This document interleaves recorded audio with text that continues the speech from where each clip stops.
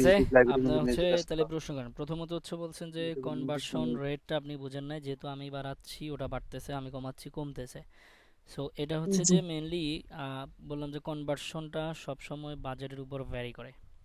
অর্থাৎ কেন ভ্যারি করে? আপনি যদি মানে আপনার একটা শার্ট কেনার বাজেট যদি থাকে 500 টাকা, আপনি 500 টাকা মানের শার্ট পাবেন। আর আপনার একটা শার্ট কেনার জন্য বাজেট যদি থাকে 1500 টাকা, তাহলে আপনি কি মানের পাবেন? 1500 টাকা মানেরই কাপড়ের, বা আপনি হচ্ছে কি শার্ট দেখেই তো 1500 টাকা দিবেন না, রাইট? মানে ওটা 1500 টাকা দামের কাপড় বিদায় ওই শার্টের দাম 1500 টাকা আপনি পে করবেন, রাইট? জি তাহলে শার্ট তো 500 টাকা পাওয়া যাচ্ছে, আবার শার্ট 200 250 টাকাও পাওয়া যাচ্ছে। তাহলে 200 250 টাকা আপনি শার্ট না কিনে 500 টাকা কেন কিনবেন? আপনি 500 টাকায় 250 টাকা 700 টাকায় না কিনে কেন 1500 টাকায় কিনবেন? কারণ 1500 টাকার শার্টটা 1500 টাকার মতোই কোয়ালিটিফুল, রাইট? জি ভাই, জি সো এইখানেও বিষয়টা হচ্ছে এইরকম যে আপনি যদি 5 টাকা দেন, অর্থাৎ গুগলকে $5 দেন, গুগল আপনাকে $5 মানে অর্থাৎ যেই ট্রাফিকগুলার ভ্যালু এবং যে ট্রাফিকগুলার মান $5 মতোই, এই ট্রাফিকই পাবেন। এদের কাছেই আপনার অ্যাড শো করবে। বুঝাইতে ও পারলাম? জি জি বুঝতে পারছি। তার মানে ওইটাই এক্স্যাক্টলি ওইটাই বুঝাতে আপনি চাইছিল যে $500 কনভার্সনের দিবেন, যা দিবেন। জি $500 রেটের ট্রাফিক যারা তারা পাবেন। জি বুঝছেন তো? বুঝতে পারছি। জি জি বুঝতে পারছি। ওইটাই কনভার্সন রেট। হ্যাঁ, বিরিয়ানি কিন্তু 30 টাকাও লোকাল বাজারে পাওয়া যায়। জি জি ভাই, বুঝতে পারছি। পাওয়া যায় না ভাই? আবার 250 টাকা বা 180 টাকা প্লেটও বিরিয়ানি পাওয়া যায়, যায় না? 30 টাকার 250 টাকা কি সেম বিরিয়ানি? সেম না, দুইটা আলাদা কোয়ালিটি ফুল। 30 টাকারটা আপনাকে রাস্তায় দাঁড়িয়ে খাইতে হয়, মশা মাছি ধুলাবালি সব কিছুর মধ্যে। 250 টাকাটা আপনাকে সুন্দর করে বসে, হতে পারে সেটা এসি নিচে, একটা ভালো সুইটেবল কমফোর্ট সোফার ভিতরে বসে হোক বা একটা বেঞ্চে বসে হোক,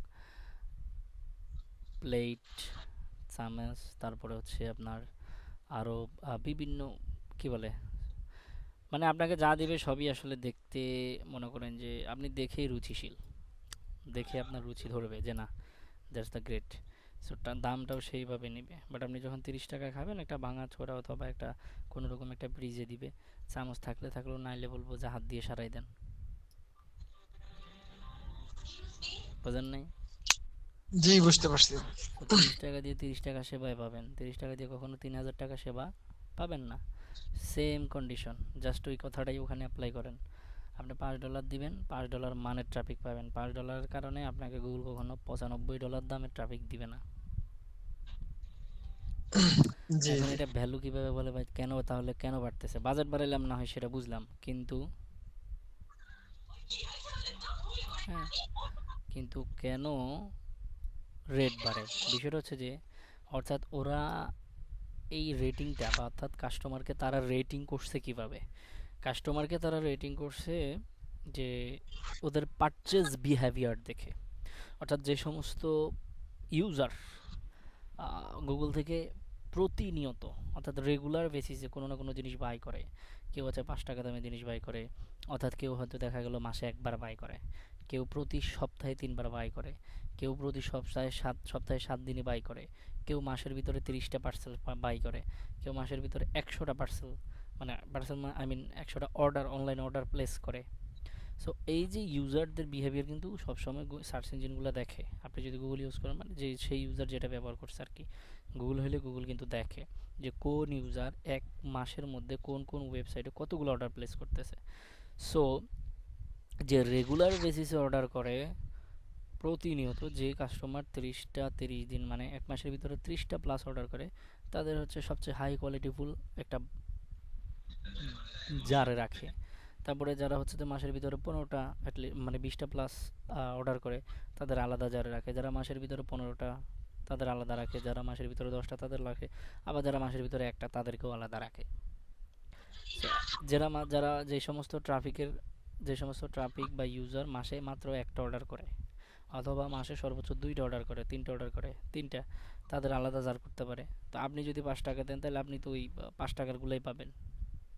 আর জি যদি জি। বোঝেন নাই, এখন বলেন যারা মাসে একটা বা 1 থেকে 3টা সর্বোচ্চ অর্ডার করে, আপনি যদি তাদের কাছে অ্যাড দেখান, আর যারা মাসে 30টা অনলাইন অর্ডার করে, আপনি যদি তাদের কাছে অ্যাড দেখান, এই দুইজনের মধ্যেই অ্যাড দেখাবেন আপনি, কাদের কাছ থেকে বেশি সেল হওয়া সম্ভব না বা কাদের কাছ থেকে আপনি সবচেয়ে বেশি অর্ডার পাওয়া সম্ভব না মনে করতেছেন?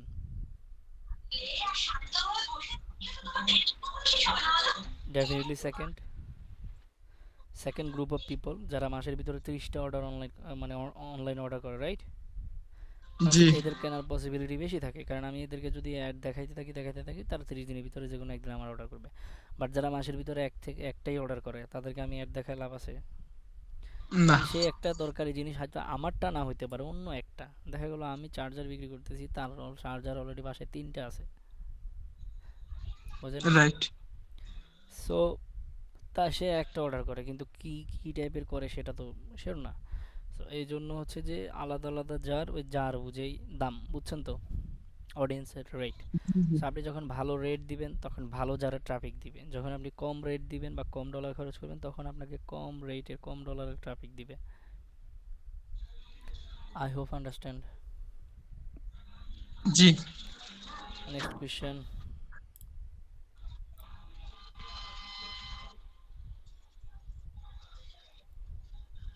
পরবর্তী প্রশ্ন। ইউটিউবের ভিডিওর এসইও স্কোরটা আপডেট করতে পারতাছি না। ইউটিউবের ভিডিও এসইও স্কোরটা কোনোভাবেই বাড়াতে পারছি না, রাইট? সো এইটা জি হচ্ছে ভাই। প্রবলেম। জি ভাই। এখনকার না, এটা তো আরও আগে ইউটিউবের ক্লাসে গেছে গা, এখন করলে তো লাভ নেই। আচ্ছা যাই হোক,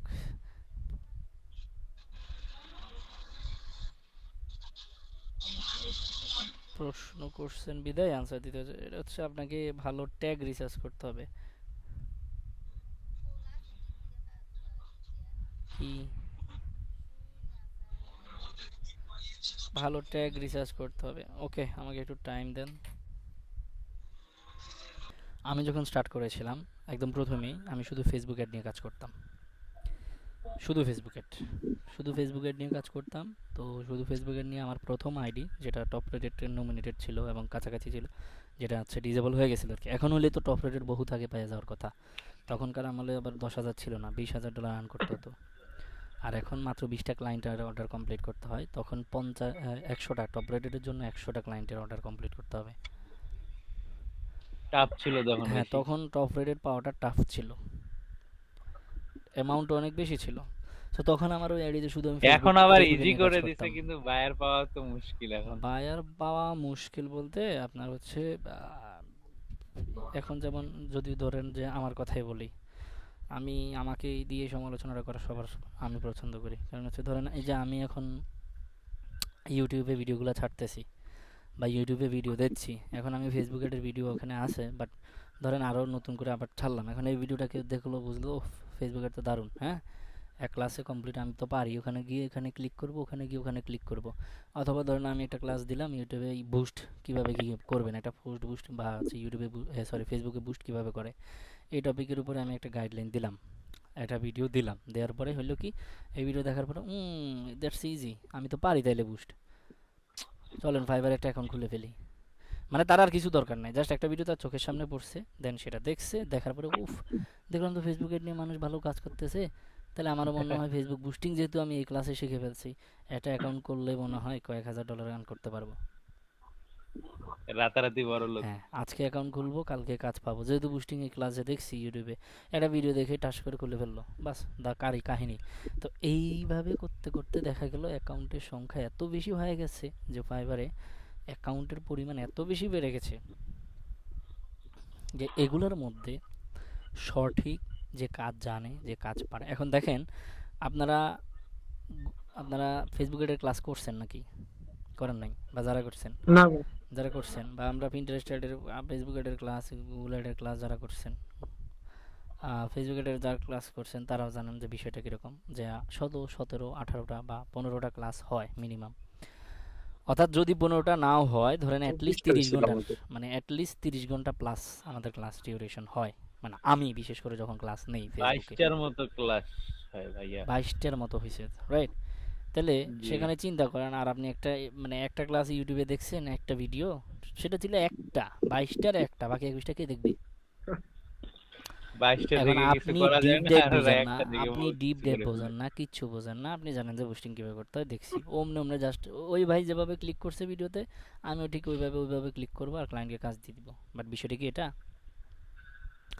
ওই না ভাইয়া। ক্লাসের আগে বা পরে একটা পেইড ব্যাচে আমরা যে কত ডিপলি ডিসকাস করছি বিষয়টা, বা আরও কত কিছু জানা উচিত, অডিয়েন্স সম্পর্কে জানা উচিত, সিপিএম সম্পর্কে জানা উচিত, সিপিসি সম্পর্কে জানা উচিত, কস্ট, অডিয়েন্স টার্গেটিং জানা উচিত, রাইট?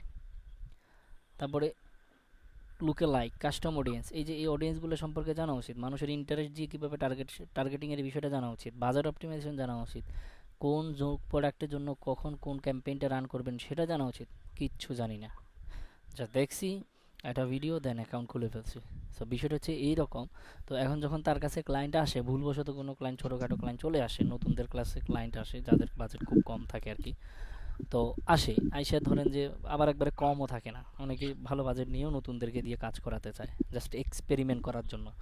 যে অনেক সময় দেখা যায় যে বড় বড় প্রোফাইলওয়ালাদের চাইতে অন্তত ছোটোগুলা অনেক ভালো কাজ করে, অনেক ভালো পরিমাণে ডেলিভারি করে কাজ, এই জন্য অর্ডার করে থাকে। কিন্তু অর্ডার করার পর দেখে যে সেও জানে না দুনিয়া কোনো কিছু, ফেসবুকও জানা, এখন ক্লায়েন্ট তো অর্ডার দিয়ে দিছে।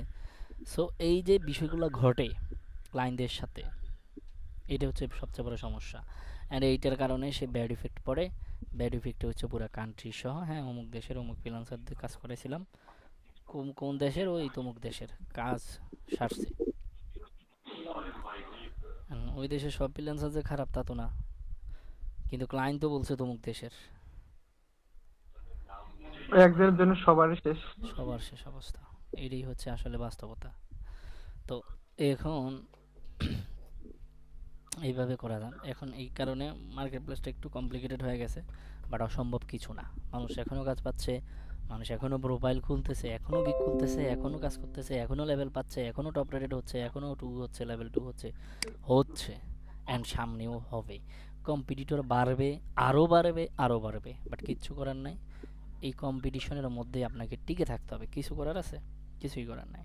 আপনার আশেপাশে বিশেষ ক্যাডারের অভাব নাই কিন্তু, বা হচ্ছে ধরেন সরকারি চাকরিতে লোকের তো অভাব নাই, বাট প্রত্যেক বছর কোনো না কোনোভাবে নিয়োগ হচ্ছে, প্রত্যেক বছর বিসিএস পরীক্ষা হচ্ছে। এই বিসিএসের জন্য মানুষ বছরকে বছর না খেয়ে পড়ালেখা করতেছে, করতেছে না? কয়জন টিকতেছে বছরে? কয়জন টিকতেছে? আইএলটিএস করছেন এখানে কে কে? আইএলটিএস করছেন কে কে অফলাইনে? বা হচ্ছে ফ্রি সেশনও করতে একদিনও লেগে গেছেন কে কে? আমি করতে চাইছিলাম বাট করিনি ভাই, কারণ আমি এটা নিয়ে এখনো আছি, মানে ওইটাতে না, প্যারার মধ্যে আইএলটিএস এর আছি না। ভিতরে মনে করেন আইএলটিএস এর ক্লাস ফ্রি ক্লাস, এটা সেটা ফ্রি সেশন একজনও জয়েন করেন না কোনোদিন? আমি করছিলাম। করছিলেন?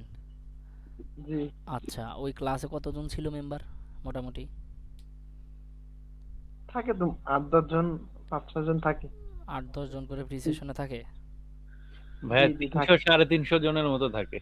তিন? ভাই আমি যেটা করছিলাম এটা খুব শর্ট, তো ওইটা প্রত্যেক দিনই তো 1 ঘন্টা করে, না না, ওই মানে প্রত্যেক 8-10 দিন দিন না, ধরেন সমস্ত। আপনার প্রথম দিনের কথা বললাম, বা হচ্ছে যারা ফ্রি সেশন দেয় 2 দিন একদিনের, ওই সকল ক্লাসে কতজন হয়? ওগুলোতে তো অনেকজনই হয়। 100, 150, 200, 300, ওই যে ভাই বললো এরকমই হয়, কিন্তু ক্যাম্পাসে জি জায়গা ওগুলোতে। দিতে পারে না।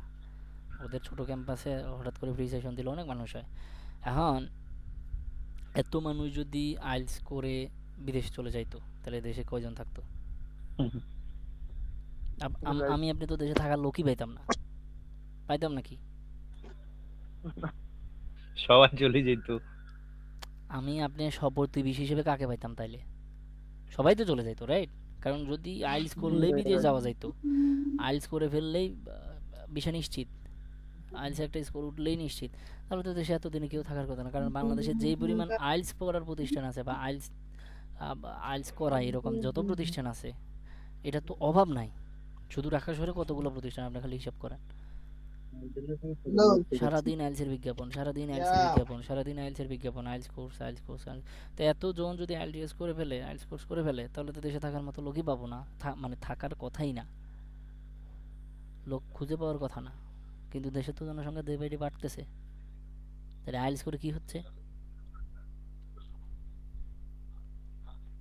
কমার কথা না।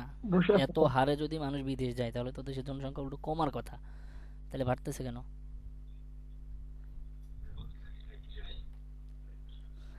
সো এইটা হচ্ছে কথা ভাই। কম্পিটিশন থাকবে, কম্পিটিশন আসবে, কম্পিটিশন যাবে, কম্পিটিশন হবে, বাট আপনাকে আপনার কাজ করে যেতে হবে। আমার কথা বুঝতে পারলাম জি নাকি? ভাই, আমাদেরকে থাকতে হবে, ধৈর্য ধরতে হবে। হ্যাঁ, আপনার কাজ আপনাকে করতে হবে, কিছু করার নাই। আসবে যাবে এটা কোনো বিষয় না। মানুষ পরীক্ষা, এক্সাম বলেন, টেস্ট, তারপরে ক্লায়েন্ট খরা, ওইগুলো নর্মাল ব্যাপার, প্রতিনিয়ত আসবে প্রতিনিয়ত যাবে, but you have to try. তাই বলে চেষ্টা বন্ধ করে তো দেওয়া যাবে না, তাই না? মানে আমরা তো জি ভাই। চেষ্টা বন্ধ করে দিতে পারি না, না আর পারবো না, বা হচ্ছে হ্যাঁ অনেক বেশি জনসংখ্যা বা অনেক বেশি হয়ে গেছে তার মানে আর যাবো না। আচ্ছা বলেন, বিগত কয়েক বছর ধরে আমরা যদি, যেহেতু বাংলাদেশের ম্যাক্সিমাম মানুষ বিদেশ যায়, মানে বাইরে যায়, লাস্ট কত বছর ধরে আপনি যে একটা নিউজ পাচ্ছেন যে দুবাই অথবা আবুধাবি যেটাকে বলা হয় বাস্তবে, এটার অবস্থা খুব একটা ভালো না, ওমানের অবস্থা ভালো না, মানে ওখানে মিডল ইস্টে বিশেষ করে মিডল ইস্ট কান্ট্রিগুলোর অবস্থা ভালো না, কিন্তু কয় যে এখনও ওই দেশে মানুষ যাচ্ছে কি যাচ্ছে না সুযোগ পেলে? যাচ্ছে। ওই দেশের মানে আপনি এখনো বাংলাদেশি বাঙালিদের মধ্যে ওই দেশে যাওয়ার তোড়জোড় আপনি তাদের দেখেন না? আপনার আশপাশের এরিয়া থেকে অনেক মানুষ অনেক যাচ্ছে না? প্রচুর কিন্তু চাইতে। শুনতেছেন এটা খারাপ, অনেক বেশি খারাপ অবস্থা, বাজে অবস্থা, খাইতে পারতেছে না, শুইতে পারতেছে না, উঠাতে পারতেছে না, হ্যাঁ রুম থেকে বেরোতে পারতেছে না, দেশে আসার মতো খরচ নাই, খাওয়ার খরচ নাই, তাও মানুষ এত টাকা নিয়ে রিস্ক কেন নিচ্ছে, কেন যাচ্ছে? চেষ্টা করতে। চেষ্টা। তা আপনার আমার করার দায়িত্ব কি? চেষ্টাই তো করা। জি ভাই। আমার আপনার দায়িত্ব হচ্ছে সঠিক পথে চেষ্টা করা, বাকিটা আল্লাহ তাআলা দেখবে। সাকসেস হব কি হব না, উনি আমাকে সাকসেস দিবেন কি দিবেন না এটা সম্পূর্ণ তার ব্যাপার, বাট আমি আপনি সর্বোচ্চ যেটা করতে পারি, we have to try, right? জি অবশ্যই। এন্ড হেরে যাওয়ার পরে যদি আমরা চেষ্টাই না করি তাইলে আর কি বলার আছে?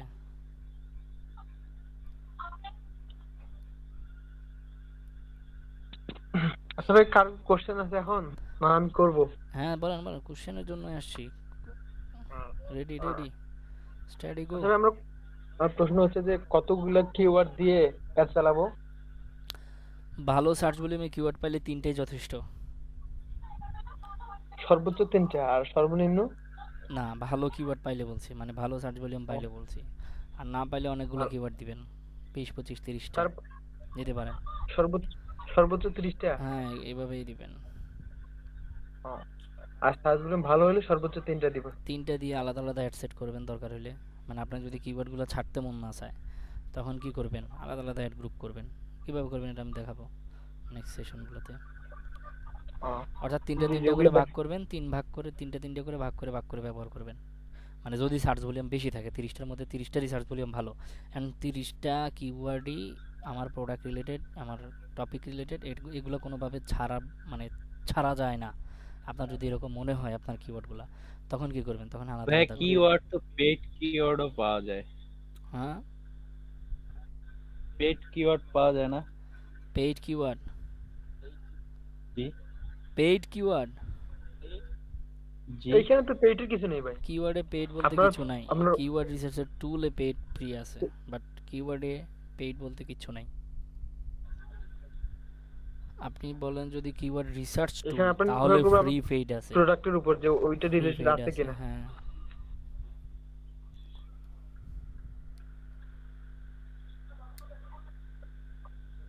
ওগুলো তো দেখাবেন না ভাই নেক্সট ক্লাসে? হ্যাঁ হ্যাঁ দেখাবো। নেক্সট কোয়েশ্চেন করেন।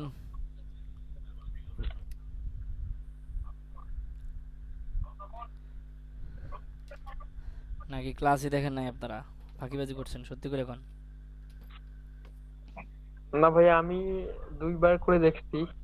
মোটামুটি মোটামুটি বলতে বুঝতে পারছি, বাট তারপরও কোশ্চেন করতেছি যেন আরো ভালোভাবে বুঝতে পারি, ইজিলি ভাবে বুঝতে পারি।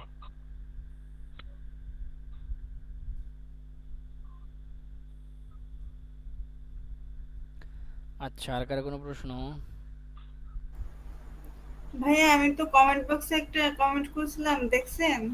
কমেন্ট বক্সে কমেন্ট করেছিলেন protect your account from authorize unauthorize activity, এটা স্বাভাবিক ব্যাপার, এটা সবাইকে দেখায়। এটা two two factor authentication on করার জন্য বলতেছে। Definitely you know about what is two factor authentication, কারণ ফেসবুকে আপনি অলরেডি ইউজ করছেন, রাইট? মানে ফেসবুক অ্যাকাউন্টে টু ফ্যাক্টর ব্যবহার করছেন না? জি জি। তড়িঘড়ি উঠছিল মার্কেটে যে টু ফ্যাক্টর না করলে অ্যাকাউন্ট কিন্তু চলে যাবে, তখন কি করছেন? উইথিন শর্ট টাইম, যত কম ভাই সময়। শোনা যাচ্ছে না তো? কেন, আমাকে তো শোনা যাচ্ছে মনে হয় সবার। জি ভাই শোনা যাচ্ছে। ভাই বুঝতে পারিনি, আবার একটু বললেন। বললাম যে ফেসবুকে টু ফ্যাক্টর অথেন্টিকেশন অন করছেন না, জি। তো এইটাও সেই রকম সিকিউরিটির জন্য। আচ্ছা, এখন এটা কি এখনই করতে হবে না পরে করলে হবে?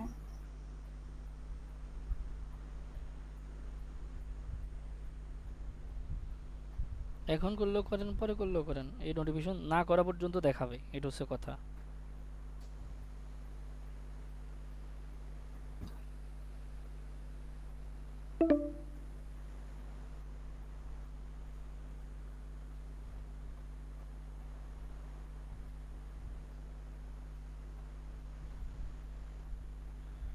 আর 15 মিনিট আছে। হুম।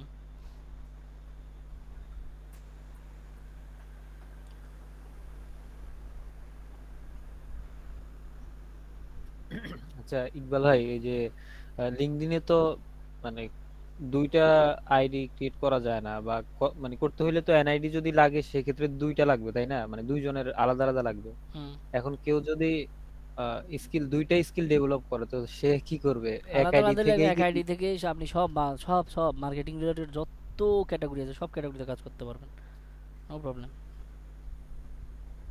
আচ্ছা আচ্ছা।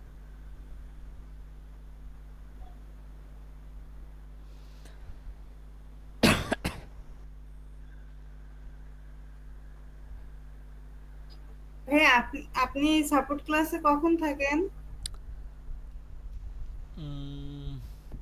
3টে থেকে 5টা বিকেল। তিনটে প্রতিদিন? 3টে বা 2টার পর থেকে 5টার মধ্যে বা 6টা পর্যন্ত।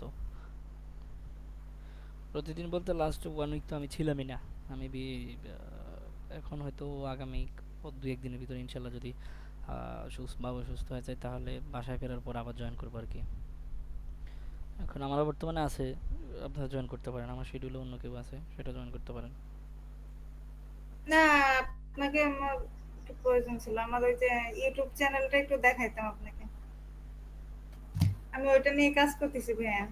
তার মোটামুটি আপনার ক্লাসের পর থেকেই তো শুরু করছি, তাতে 26 জন সাবস্ক্রাইব হয়েছে, আর মোটামুটি ভিউ 400-500 এরকম করে আসতেছে। যাক আলহামদুলিল্লাহ, তাই তো ভালো, যথেষ্ট ভালো উপকার তো, হয়েছে। এখন তো মিষ্টি খাওয়ানো লাগে। না, এখন আমি পুরো বুঝতেছি না ওর ভিতরে আরো কোনো কারেকশন আছে কিনা। হুম। ওই 500 আইসে ওই পর্যন্তই থেমে যায়, এরপরে আর হচ্ছে না। হুম। সেদিন একজনকে দেখাইছিলাম, তা উনি অতটা গুরুত্ব দিল না, এজন্য আপনাকেই দেখাবো।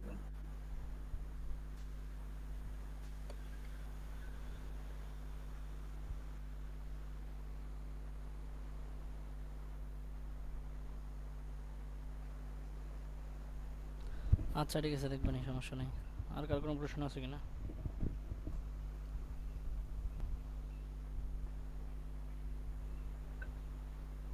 কোশ্চেন তো আছে ভাই অবশ্যই, বাট এই মুহূর্তে মনে পড়তেছে না।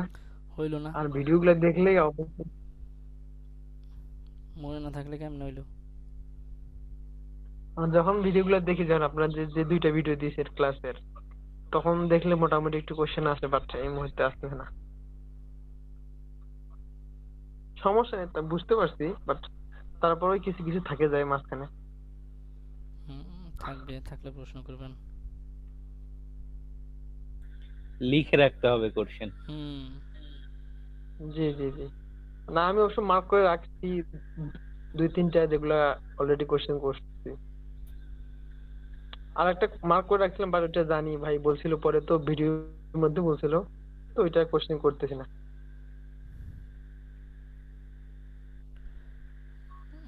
আচ্ছা ঠিক আছে, যদি প্রশ্ন না থাকে তাহলে আমি একটু রাখবো।